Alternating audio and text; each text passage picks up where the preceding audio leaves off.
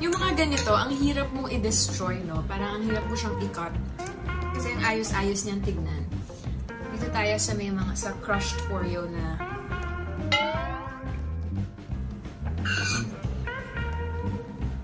let's see if okay yung combination nila.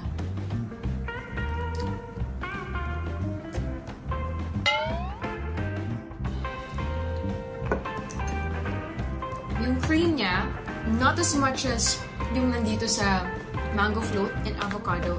And that's because sweet na yung Oreos. So kapag dinamihan din yung cream, sobrang tamis na nung buong cake. And it's good na reduce yung cream niya para mabalance yung sweetness. That's really good. Okay, next up is the Rocky Road flavor.